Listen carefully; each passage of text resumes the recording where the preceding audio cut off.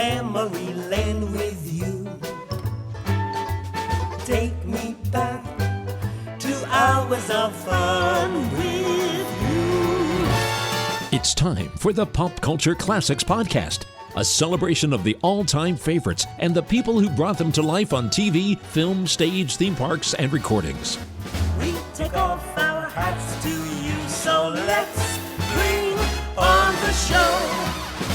We're glad you've joined us. And now your host for Pop Culture Classics, Greg Ehrbar. Thank you, Kenny Woods. My name is Greg Ehrbar, as you heard, and this is Pop Culture Classics. I also host another podcast called The Funtastic World of Hanna and Barbera. My guest, CAM CLARKE, is one of the most successful voice actors in the industry. He has a following for his various characters, not only in animation, but also in video games. He is most famous, perhaps, for being the voice of Leonardo in Teenage Mutant Ninja Turtles. Hey, no problem. He is also what I might categorize as a franchise voice, because for the IP of various studios, he is Snoopy. I'm gonna be the big bow wow. Wait till they see the old dog now. He is the voice of Simba in probably many more things than Matthew Broderick was. I couldn't have done it without you guys. He's the singing voice of Simba in the sequel, Simba's Pride. He was Deflator Mouse on The Tick. This looks like a job for Deflator Mouse. I mean, there are so many voices. Snake. Yes, dear brother. Liquid Snake from the game Metal Gear Solid, and I play the evil twin. Ooh. Because all villains are either British or Russian.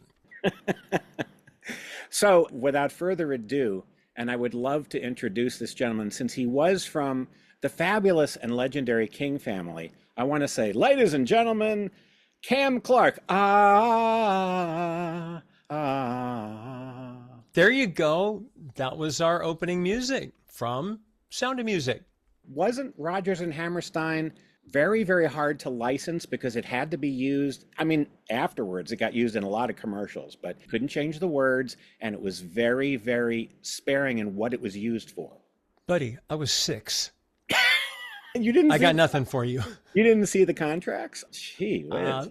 I am, though, my cousins, those of us that are still alive, they call me, speaking of musicals, they call me Marian Librarian because I am the keeper of that which is still knowable and some deep dives as well, with the family. You have a new book. I do. Speaking of the King family, it's beautiful. Thank you. Is a treasure trove. It's not only loaded with not just pictures, but memorabilia, sheet music, a comic book page, posters. This book is a scrapbook, but the text is really readable, really fun, mostly told in almost dialogue form from various... Yeah, I got that idea.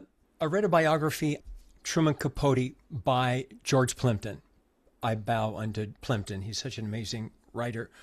And in the beginning of this book, he says, if you're looking for a straight up biography on Capote, I recommend so-and-so's book and this one's book. And he drives people away or, whatever. He opens with, let me tell you what I'm doing, and then you decide if you want to buy this. He said, imagine yourself drifting from conversation to conversation at a cocktail party, eavesdropping. So the structure of his book, chronological, but there is no narration. Plimpton did know Capote, so he does use his voice in this book. But, it opens with Hop Police saying, Truman would do cartwheels all the way home, thinking his father was going to be there, and he never was. And then you've got Gore Vidal. Truman was drunk all the time. So I loved that. No narrator. So this book, you don't have to be a fan of the King family. It is 100 years of entertainment, every genre. Yes. From vaudeville up through my video games and cartoons. I'm the author, so I introduce it. Then I disappear until the 60s when I'm part of the picture. So in the 20s, the moms are talking, and it's all first person. Nobody says she, he, it's always I, me, we. And so instead of a cocktail party, I say, imagine you're at a family picnic drifting from table to table. Exactly, because it is groups of people talking to each other, and then it moves on to another group, and it is sectioned out by era. So if you do know the King family, you might want to go directly to when the show was on. If you know Cam's work, you're going to go directly to that. And you can literally drop the book and it falls open and you can read there. It doesn't require starting at the beginning. It's also fun to read in chunks, and those are the best Yeah. books, because who has the time unless you're on a plane, you know? And that's a pretty heavy coffee table book to take on a plane. It is actually, you'd have to put it under the seat. It's called, I should mention, Now They're All Here, a quote from your grandmother. The Yes. King Family, 100 Years of Entertainment from America's First Family of Song. And what is cool about it is you're absolutely right.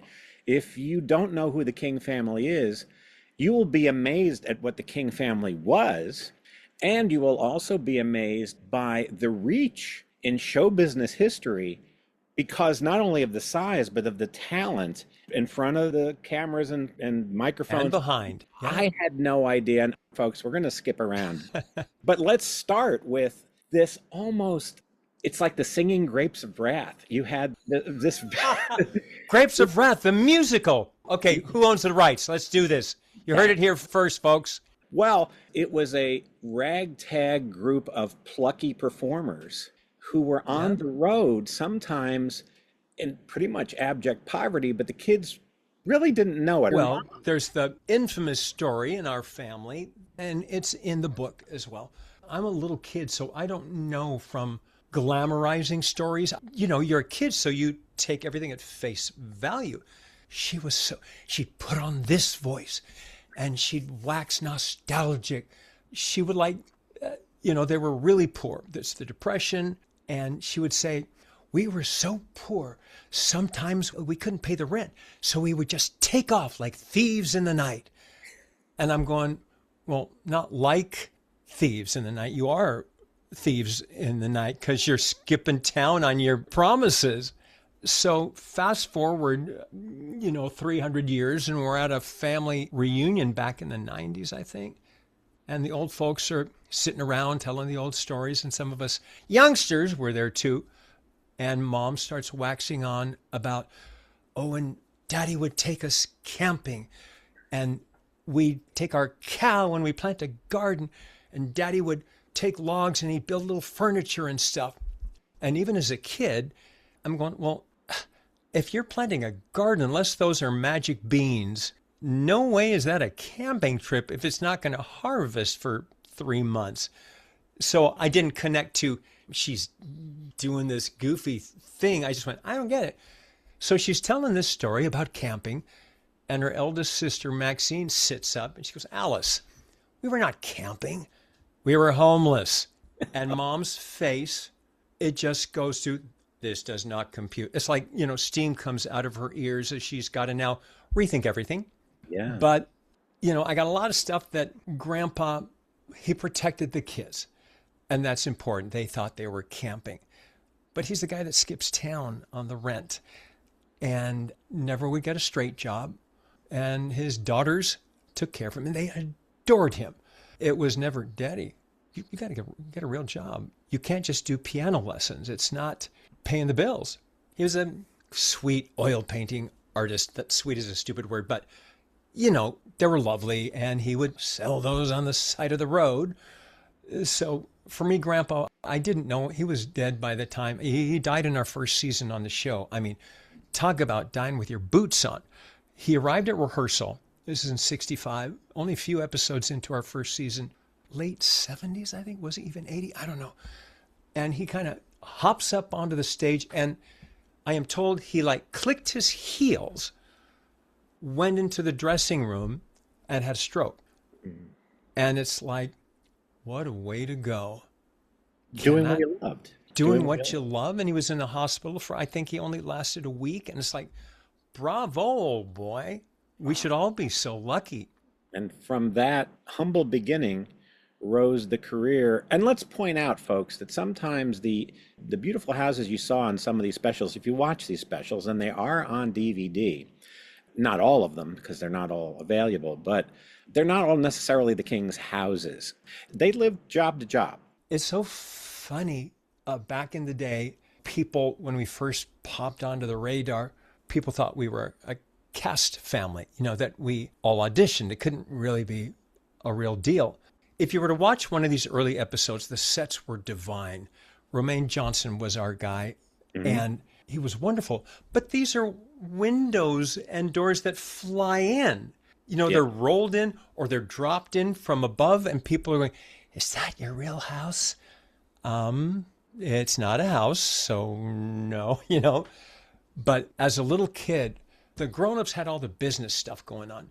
The teenagers were doing their teenage thing, and we littles, and I think I in particular, You unpredictable little ones. unpredictable King Kiddies. We'd rehearse next door, and all the sets were marked with tape on the ground. No sets, just tape, and here's the stairs, so you're going to enter here, and blah, blah, blah. And as a 7-year-old, to walk onto the real stage and see all these huge, beautiful sets and being aware of this thing, I didn't know what it was called, but forced perspective.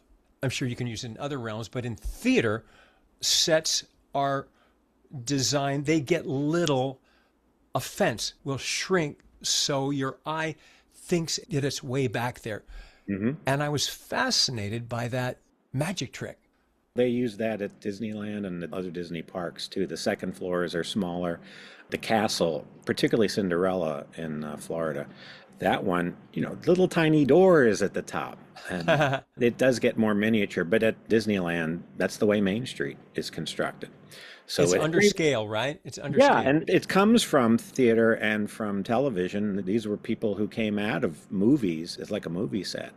And then we can get back to the chronology, but one of the coolest things about the show is at least the tiny kids were very unpredictable, because I have a favorite moment when the whole family is up there singing their hearts out, and I don't know whose baby it is or little toddler, but he's just walking around. That's Tina's son, Volney. He's searching for mom. And years earlier, during dress rehearsal, our cousin Jonathan, who is now a kid and not a toddler, would do the same thing. He'd come on stage with us kids, and then he'd wander around looking for mom. In the dress rehearsal, Tina's son, who is one, this is in the Christmas special, he's doing that wandering around thing, and he goes to the front and he starts conducting. He starts waving his little arms like this. And we were like, that would have been so, what are you going to do? Oh, yeah. But, see, and so it was your whole life story and your mom and her sisters and all. It's not reality TV because it was and still is, and you can attest to that as Marion the librarian, a very close family that had family problems and issues and things like that, but was not highly dysfunctional. What you saw on TV, everybody sang all the time. It doesn't seem like you could believe that. We really did. In fact, people over the years, when we were famous and running around, would say, we got to do a movie of this. We got to do a mini of this or whatever. And you could do a rags to riches, starting with the kids in vaudeville and end when our show goes on the air and grandpa dies kind of thing. But yeah, there's some divorces and there's some booze, but there's no knockdown, drag out.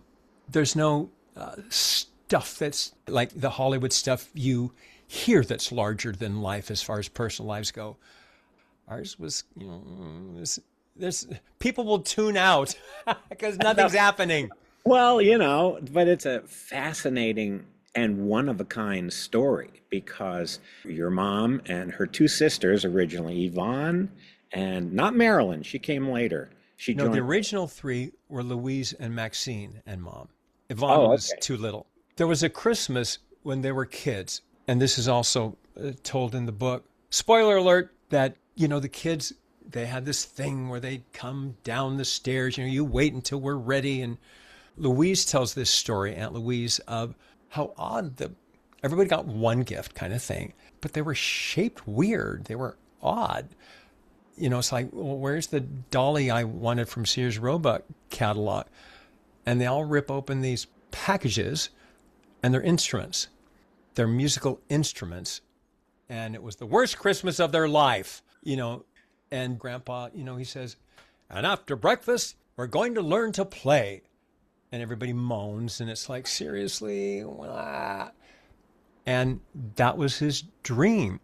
He went to, I don't know the exact name of it, but some conservatory of music in Chicago. And Grandma got pregnant, and he could neither afford to stay, and also my wife's got a baby, so he had to quit school. And that was his dream. He wanted to be a classical musician. And the sisters got the name King from... Because Driggs is ugly. Their real last name is Driggs, Driggs. And again, I don't know if this is folklore, family folklore. I'll have to ask one of the living. They were getting ready to go on for something, and they were selling themselves as the Driggs sisters. And the promoter or someone like that went, no, you're not. That's horrible. What are some other names in your family? And they went, well, Daddy's name is William King Driggs. And he went, King, beautiful. Okay, you're on. Go, go, go. So it's their daddy's middle name. Whether it was that theatrical, how it happened, there's nobody to ask. Nobody's alive to ask. Maybe the big kids, I could, just see if anybody knows. So. See, I would have seen William Demarest to tell them that if it was an old movie. He would know. He could play that. Yeah, it is very much like a movie you'd see on TCM. And it should be better remembered that they became very big stars, not just on stage and in clubs, but in Hollywood and on radio. They made movies, because back then they would have bands and singers in movies. They were like shows. And they also had shorts. Yes. That would play before a movie or between movies, and they did a lot of those. They worked with Desi Arnaz and Cuban Pete. Yeah, a lot of these little movies. They were offered a contract at MGM. And y'all, if you look at this book, you'll see how beautiful these four girls were. Yeah. And the brass said, these girls need to be in Technicolor. And they wanted it to be these four sisters like Judy and Mickey kind of thing. The mom's agent had a fight with Louis B. about some other talent, some other person. And they had a big fight. And as he's leaving, their agent says, and another thing, the King sisters don't want your deal. And he's like, fine. And I remember asking my Aunt Yvonne, well, couldn't you have gone, well, he doesn't speak for us, And she said, we were never that driven. We had our sisters and we had a great career. And it was like, oh, well. So obviously our lives could have taken a totally different turn, and the family may not have happened if, sliding doors. It's any kind of butterfly effect can change the world.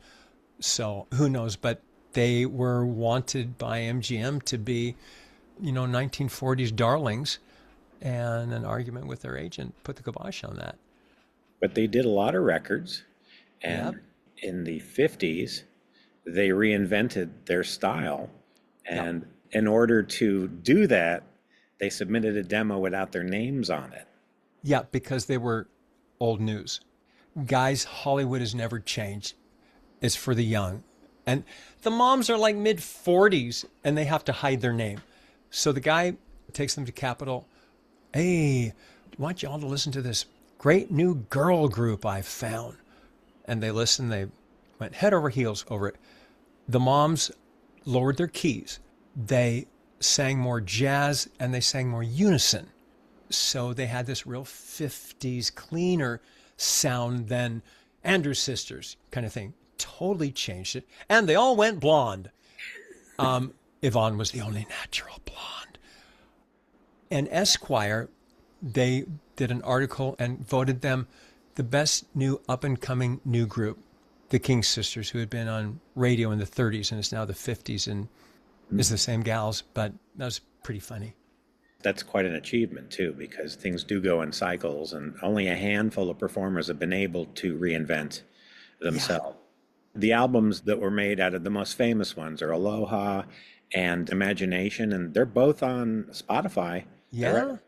A lot of this material is still around, and many of these silly little musical movies, like Cuban Pete, and I think There's a number of them in the book. Sing Your Worries Away, those kind of Yeah. things.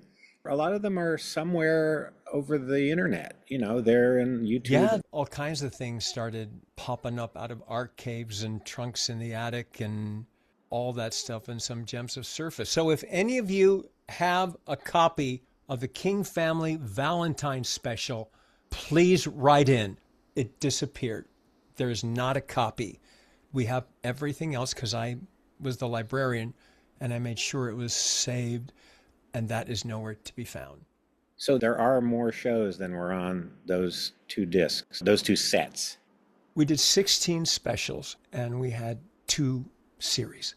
You guys were doing holidays really before Rankin Bass and Peanuts made it sort of their thing. Well, let's be fair. Andy Williams and Perry Como. That's and true. All of them were delightful. The whole family would sit around, and watch those holiday specials. And we had no problem getting in that club.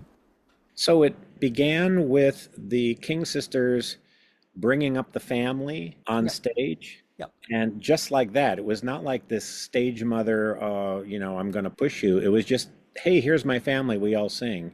Yeah. And it grew from that. Yeah. And then suddenly, I guess it was Yvonne who sent a tape of I guess it took place in a church. At a university. Yeah, University Auditorium. They did this fundraiser, and that's when Yvonne went, here's a wacky idea. Why don't bring the kids?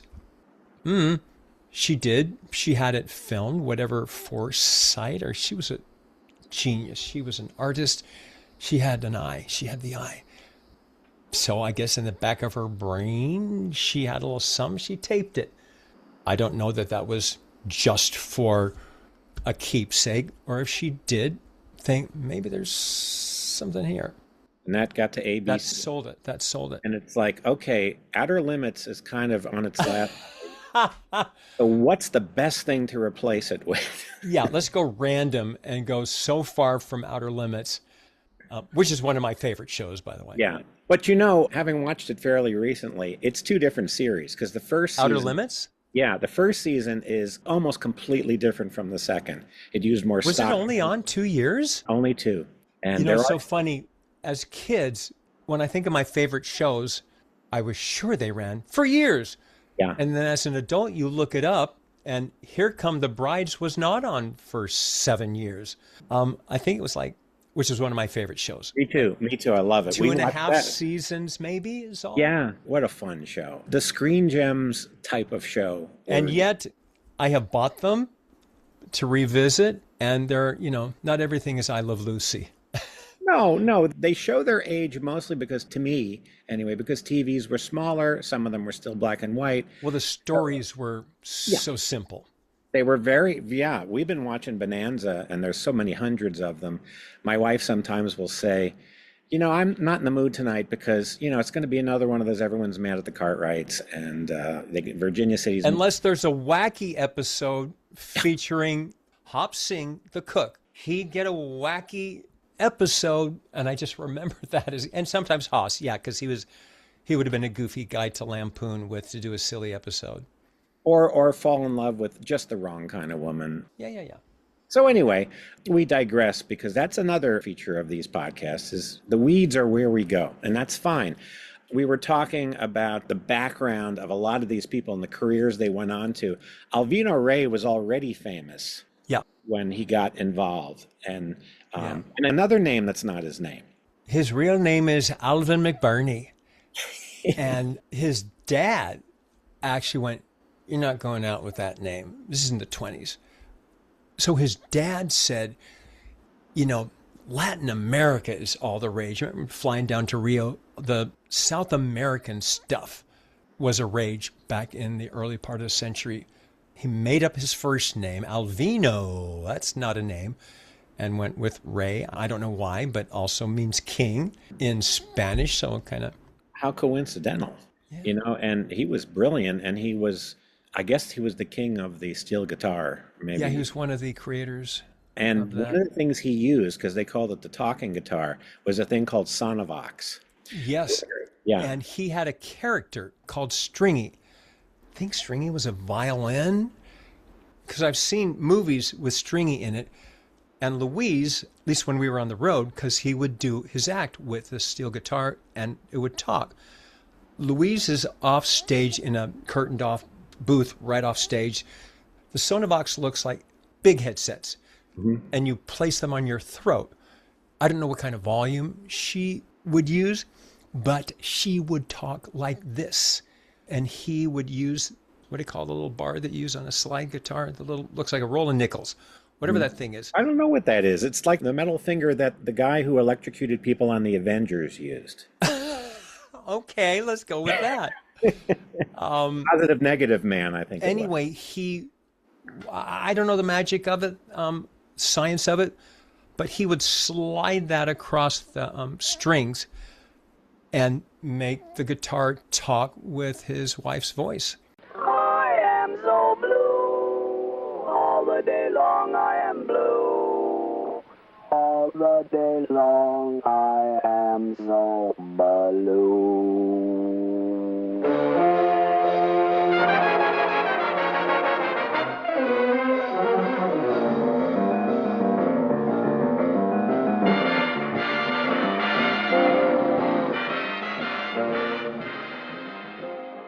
Folks, you can see that demonstrated actually on screen in a Disney movie called The Reluctant Dragon.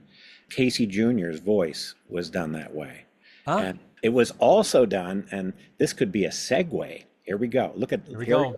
Moving right along. Using a Sonovox was very popular on the Capitol Records children's series, particularly with the still famous and creeping people out yearly on the BBC Christmas show, Sparky's Magic Piano, making the piano talk. Well, that leads me to Jim Conkling. How about that? Yeah, here we go. Because he was at Capitol Records, he was the guy who said, go ahead, and was very supportive and mentored people like Alan Livingston. He was one of the founders of the Grammy Awards, and he ran Columbia Records and Warner's or Capitol. I don't know which was his home. Capitol, I think. Yeah, Capitol.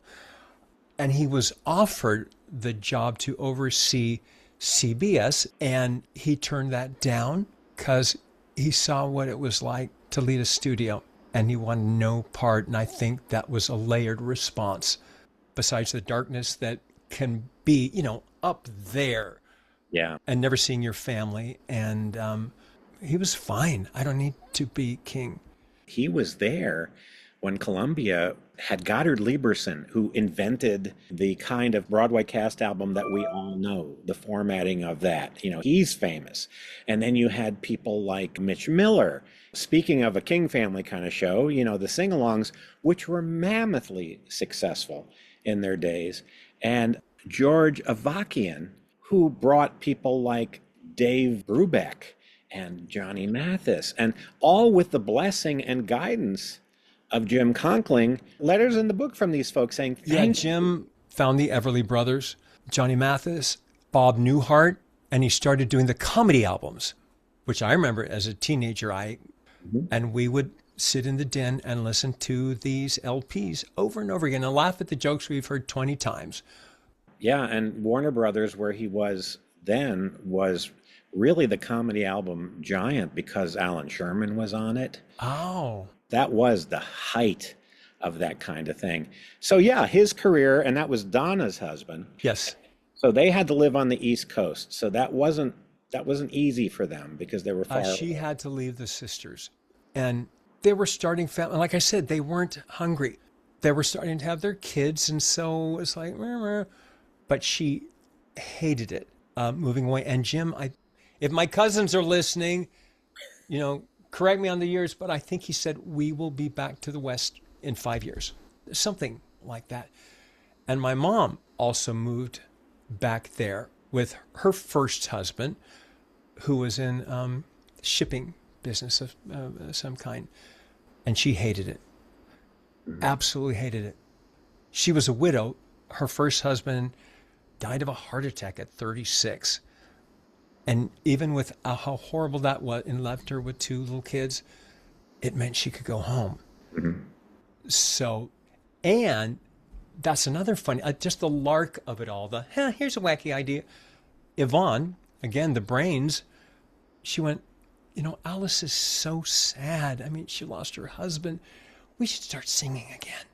And it was literally because my sister is sad. It wasn't like, hey, let's get it going. It was like, Alice is too alone. She needs something to do. So let's work again. That was it.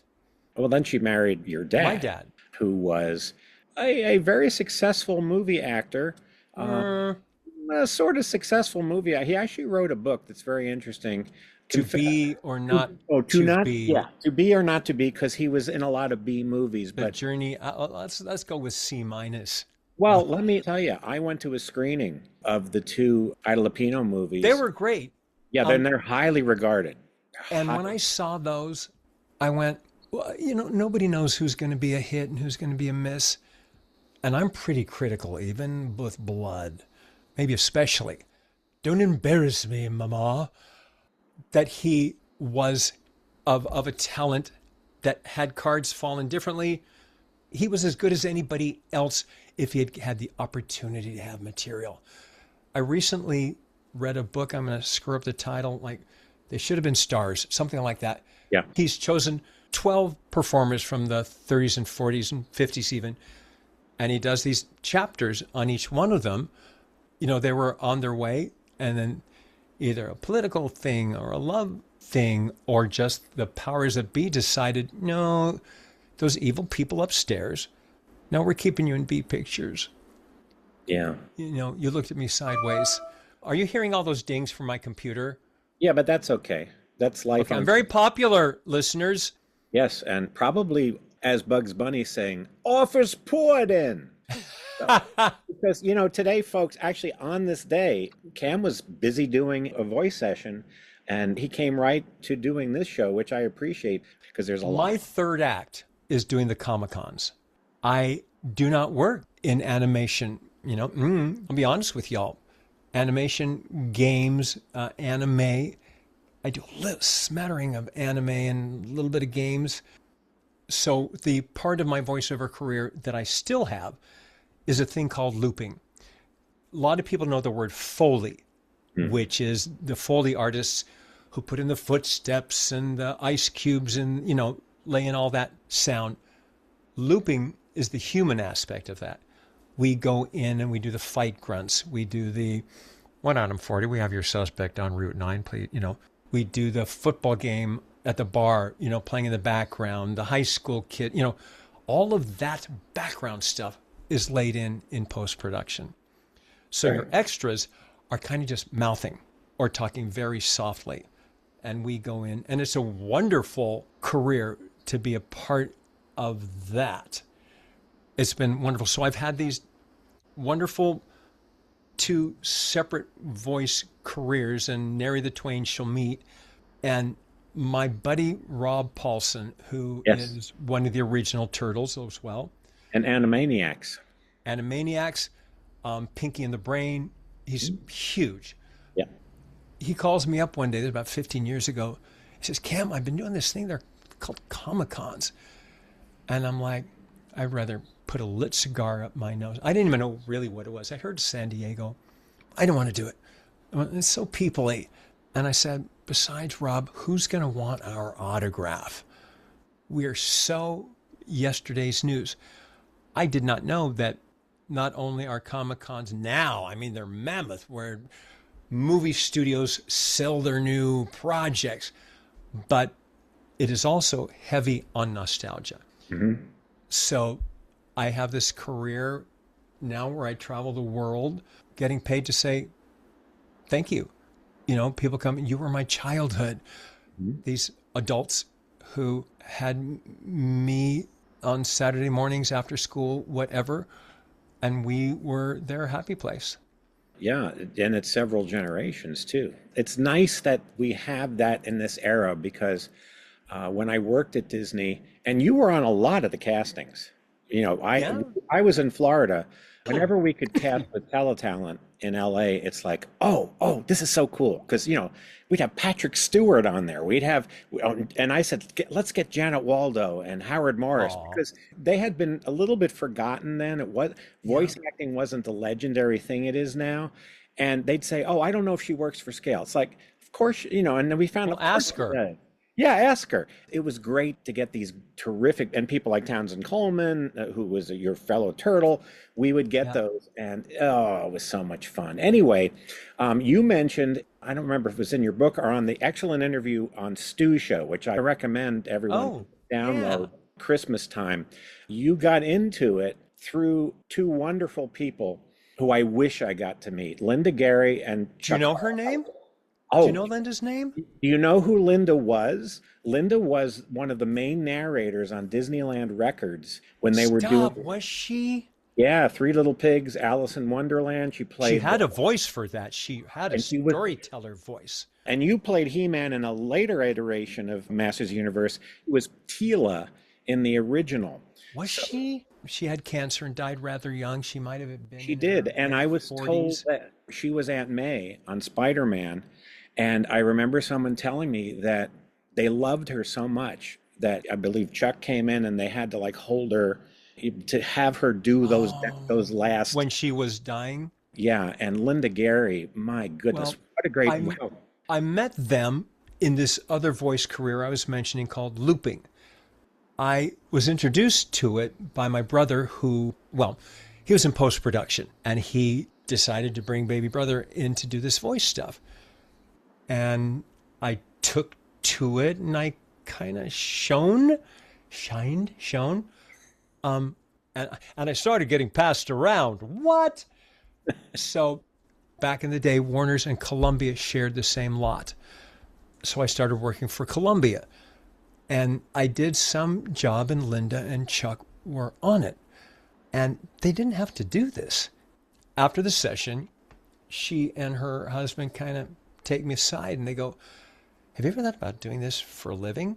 And at that point, I was going to Parsons School of Design because I wanted to be an illustrator or a movie star. You know, you're 22, so you want the biggest thing. I went, and she goes, well, we think you should. And she took my info, introduced me. I got signed with Chuck's, her husband's agent. She set me up with an animation coach, Michael Bell. yes. And I got a commercial coach, and I never looked back. Yeah, I've never had a straight job, went straight from the King family to the voiceover world, but that's because she pulled me aside and said, let's do this thing. Wow. And I have tried to be mindful. Like if I'm at a restaurant and the server is particularly shiny, sparkly, what do you do when you're not waiting tables? And inevitably they're a dancer or want to be an actor or a writer or something. And I share with them, the reason I'm asking is because I saw something in you and you shine. I cannot speak to a crystal ball and know what's going on, but I just want you to know I see something in you. What do they call that? Playing it forward. Yeah. Okay. Yeah. The movie was depressing, but it's a nice. Right.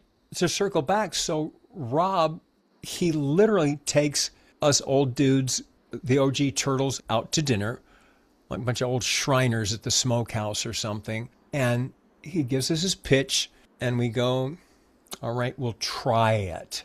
And that was like 15 years ago. Wow.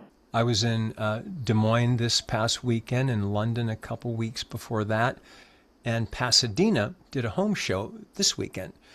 It's like been a crazy, wonderful accident. We were talking earlier about like the holiday specials and television that families you'd watch together, be it Bonanza or whatever. And when I was a kid, cartoons were just fluffy entertainment. I didn't think about them. I'd watch Scooby-Doo, I'd watch the Archies, and wasn't ever wild about Warner Brothers? Don't hate me!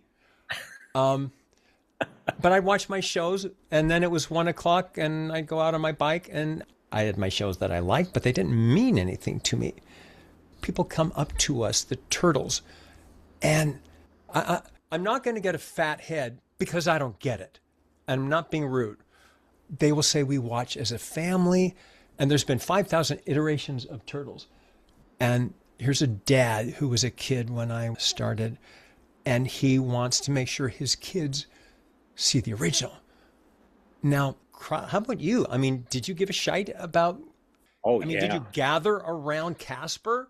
And I'm not Absolutely. talking smack.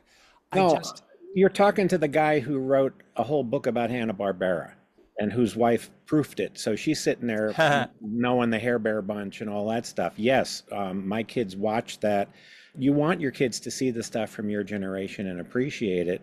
But you're right. I think one of the things about the TV cartoons, like Hanna-Barbera's and Filmations, and even Sid and Marty Krofft, which is also sort of, we just lost Sid Krofft, looked upon fondly. I think at the time, because they were so accessible, we kind of took them for granted. They were just on TV. You didn't have to go to the movies to see them. So they were there. But later, you look back and go, oh my goodness. And you guys are very tight as a group. Townie is one of my best friends. We actually met before Turtles. We were both contestants on Super Password. And we both lost miserably. I won a Mr. Coffee Maker, $100, Mr. Coffee Maker, and a year's supply of pantyhose or something like that. I think Townie got a bedspread. But as you probably know, game shows, they tape 1 million of them in 1 week, multiple episodes. So there is a talent pool, talent as in contestants. And you're hanging out in this green room like hostage day 7. Yeah. And we just looked at each other. I was like, huh. And have been thick as thieves since that. And there was like 5 of us from that talent pool. We kind of hung out for a while and faded away. But we made a little click, you know, kind of thing. And Townie and I, he had just moved here from the Midwest to make his mark. And he shows up at an audition. I didn't know that was what he was about. And we started working together right out the gate. And you wanted to be Michelangelo. Oh, yeah. Well, I'm from LA. I'm from ground zero of surf talk, okay? I mean, I remember the day I went to North Hollywood High, and I remember the day, her name was Martha.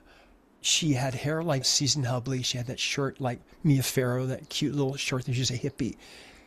And she talked like thus. Not Valley Girl. It was surf. There's a difference between surf and, oh my God. And I went, what manner of speech is this? They knew they wanted Rob for Raphael. They knew they wanted Barry for Donatello. They knew they wanted Townie and Cam, but they didn't know for who. So I am Leonardo because they literally tossed a coin. And they told us, because they thought, you guys can do both, that we would switch after a run through. And then they decide. Well, we go on break and we come back and, okay, let's roll. And I'm like, well, wait, you said we could switch and then you decide. Yeah, we're good. Yeah, but we're good. So I wanted Michelangelo. And it took me a while to get on board being the straight man, pardon the pun, because these wacky clowns, and I'm kind of a clown myself. So to be, you know, like Rowan and Martin, you know, Jerry Lewis and Dean Martin, the Smothers Brothers, one of them sets it up and the other one does the joke. I always thought it would be a horrible job to be the guy that sets it up, you know. It's an art to do that. It is an art. Bud Abbott was one of the best. Being able to set up well is sort of the thankless but crucial job. I wanted to mention somebody who should be a Disney legend, the voice of Splinter, Pete Renaday. Yep. The story of my young friends and I is really the story of a man named Hamato Yoshi. His only friends were the rats, until one day, some new friends came down the drain. And that is how they became the Teenage Mutant Ninja Turtles. He worked at Disney for years. Did you know him when you were there? I did know him. He's in the other book I wrote with Tim Hollis called Mousetracks. And he was in the script department. He played extra roles. He was a dialogue coach on movies. He was there when they were shooting Mary Poppins. He was. And do you know what one of his jobs was? Throwing away cells. Oh, goodness. There's a lot about Pete, and I wish he was still with us so he could do one of these shows. But to me, he was one of the mainstays of Disneyland Records, some of their finest albums, including the highly prized Haunted Mansion album. He's on that? They couldn't get Paul Frees. So what they did was they took his voice and they put it on 2 recording machines, and then they played them simultaneously but out of sync so that his voice would like bump from one speaker to another. Wow. It was very cool, and it was very simple. Welcome, foolish mortals, to the Haunted Mansion. I am your host, your ghost host. He was also an extra. Probably his most famous extra role, most notable one, is when Herbie the Love Bug tries to commit suicide on the Golden Gate Bridge. He's the policeman who says, well, you see what happened there? So he was a great voice actor. And I was actually at the service that they had, and all you guys were in the front. Yeah. Very touching. Now, like Townsend, I knew Pete before. We met in a production of Hound of the Baskervilles. He played Sherlock and I played Lord Baskerville. And we performed it above a bowling alley. This little, nasty little theater upstairs. You're doing this melodrama and the killer is, hey, Marty, you got a strike. Woo, good for you. So, what, and give up show business? He did a lot of local theater, which a lot of performers do when they're not doing other things, and there were scrapbooks filled with roles that he had played. Mm-hmm. Yeah, in fact, at the service, there was a cast photo with me in it from Sherlock Holmes. Wow. Yeah, and I know Townsend because of Adventures in Odyssey, because I was at the remembrance for Will Ryan, who I still miss. Now, speaking of missing things, and I did not know this at the time, but I wish I had, Hanna-Barbera, which is now my gym, was such a wonderful building architecturally.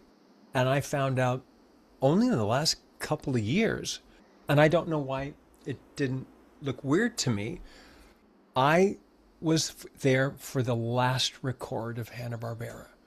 What was it, Snorks? We were doing Scooby-Doo on Zombie Island. I'm Detective Bone Neville. Been working undercover, investigating the island disappearances. Jinkies! So that's why you were digging around. Yes, ma'am. Just trying to dig up evidence. Not positive my superiors will buy this story, though. Bo, Detective Neville, have you ever been on TV? That is a cult classic. It is. Now I'm going, do people bring that poster and movie up to me because they like me? Or is it this universal, because they go, this is my favorite Scooby movie. Is it considered actually, one of the favorites? It is, and I will tell you something that might surprise you. Malton Fest, Leonard Malton and his daughter and wife. It's sort of like a family fest that they did at the Egyptian Theater. And the point is to show films that aren't seen often enough. And they showed that? Did they show No, Scooby? No, but on the whiteboard out front, they said, what would you like to see? And I was going to put Scooby-Doo and Zombie Island. Seriously? And somebody beat me to it. Wow. Yes, indeed. It absolutely is. And I wish I was aware. I was young and I was starting out and I go, oh, where is everything? Are they painting? Wow. So they were like taking furniture out while you were doing it? It's like, we got to finish this movie. And there I was with such Frank Welker, B.J. Ward, loved her, and a fine singer, opera singer. She brought music to Betty's voice when they didn't have to bring in someone else. She could sing. Did she play Betty? Did she take over? Played Betty for a while, and on the Flintstone Christmas album, she kind of dominates it because her voice is so good. Yeah, she would do a one-woman show called Omelets and Opera. Very cute show. Haven't seen her in years. The building, 3400 Cahuenga, it is protected by the Los Angeles Conservatives. But the really cool, one of the cool mid-century, because it was so space age, there was a big round thing on the freeway side. It looked like a rocket ship made of, and that is gone. But there is some of the facade, Yeah, the gym, the LA Fit, that was sort of an annex building. And then But that's where we recorded. Oh, in there. Wow. Yeah. So that's pretty cool. So, yeah, I actually belonged to that gym for a few years, too, before COVID, actually. And the cool thing is you can swim in the pool and see a portion of the original building while you're swimming. And I thought, I can't yeah. believe this. Because that building to me was like Sleeping Beauty Castle. That's the building I saw on TV. Oh, yeah. They were making, you know, Miguel Gorilla and Alice in Wonderland and Jack and the Beanstalk and all those great shows. Yeah. Anyway, well, let's go back to the King family because we don't have too much time, and And we'll want to do my shameless plug. I want to plug the book again so I don't forget. The King Family, over 100 years of entertainment from America's first family of song. They should hand this out at LA Fitness at 3,400 coin. It would make good gym equipment.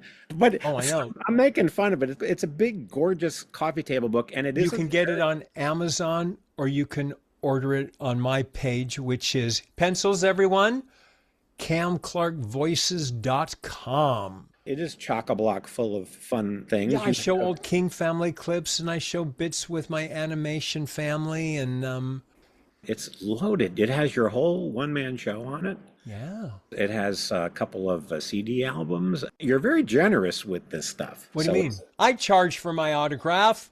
Well, you do charge for that, but you know, I paid Celeste Holm for hers on the Cinderella album. You know, there's certain people you want to pay. Like me. Well, exactly, because then the reason for that is because, first of all, it is an income, and second of all, a lot of people are going to go out and sell it again. So it is kind of fair to do that, and it's not exorbitant. Let me tell you a scary thing we've had to get used to, and it freaked me out the first time it happened. And somebody should go to jail, or a bunch of people should go to jail. There are scalpers, I guess you could categorize them as, and they will show up at 2 a.m, at 11 a.m., whatever, and they like pop like zombie, you know, they pop Zombie up Island. Yes, they're like from Zombie Island, and they will come up with a load of pictures of our characters, and it scared the shite out of me the first time these people rushed me airport. I was so nervous that I did it, you know, like to get them away, and then we all decided this is so not fair. People pay good money to get into the shows. Yeah. And then to pay us. And what's so funny is these people, they never want it personalized because, and I don't care. You want to sell it, fine. Pay for it. And then if you think somebody wants Cam's autograph $10 more than you pay, you know, I don't care what happens to this when it leaves me. You know what I mean? Yeah. But these people, and they like bring their kids, or, you know, they got these big eyes and stuff. Oh, just one. And it's like, you feel bad, and you go, guys, the show opens tomorrow at your Civic Center, 11 a.m. Come on down. I cannot do this. And do they take it well? They're unrelenting. That isn't nice, and that's indicative and sad. But you do have people who sincerely want it and want to meet you. And your career has meant an awful lot to a lot of people. And it's nice that you're getting that back because it's absolutely And I am aware of that. It is never lost on me. Just so you and folks know, when we go to the hotel, you know, pack up and stuff, it is never lost on us that this is otherworldly.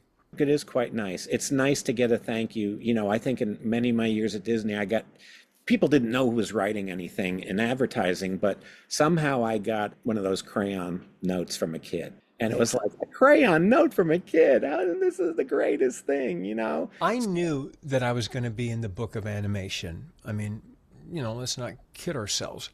Probably page 42, lower left-hand corner, but I've left a mark. But that's all I thought I was. If there were a book of the, you know, you go online and you look up all the minutia of Cartoon Town. But I was not prepared for the love and importance of my silly voiceover stuff. And most of us go. And I would not have known that it had this visceral shelf life. I mean, we all have shows we loved as a kid, but the stories we get. I had no siblings. You were like my brothers, or you taught me this and that. We had a soldier. He did a couple tours in somewhere in the, you know, in the East. He was a frontline guy. He had this kind of like velveteen rabbit. It was a patch of Michelangelo, and it said something like Michelangelo can do some positive. I can't remember what it is. This guy comes up to Townsend, and he had this Michelangelo patch on his fatigues, or, you know, whatever it was. And he said every morning when he would get up and get dressed, he'd tap his shoulder and say that, Mikey, that's how I know what to do. I think of Michelangelo. And we get these stories, and we're in tears. And he says to Townsend, and I want you to have it. And Townie's like, no. He goes, I need you to have it, because I get emotional. Mm-hmm. He, like, Michelangelo brought me home kind of thing. I don't want to be overly dramatic, but this focus, the little rituals we may do, whether it's for work or family, whatever little things we may do to get through a day. We hear these stories and we would never know if there wasn't this weird, bizarre, magical thing of conventions, Yeah, it really is a wonderful thing. And I would imagine we can see when you're going to be appearing through your website. Yeah, I usually put an ad like 2 weeks before, but just if anybody cares, I'm going to be in Miami in July, Connecticut in August, Ottawa in September, Mobile in October, Edinburgh in October, and I close out the year in Minnesota in November.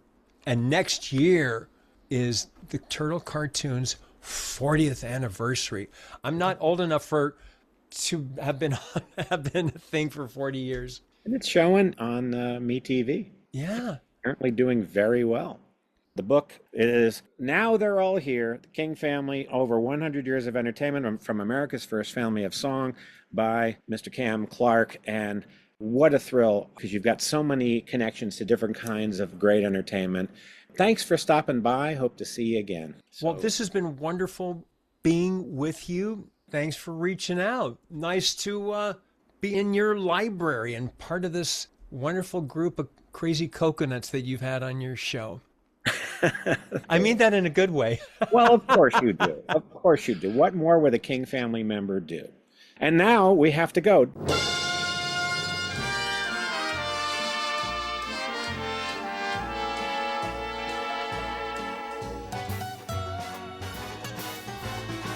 We hope you enjoyed the Pop Culture Classics podcast with Greg Ehrbar.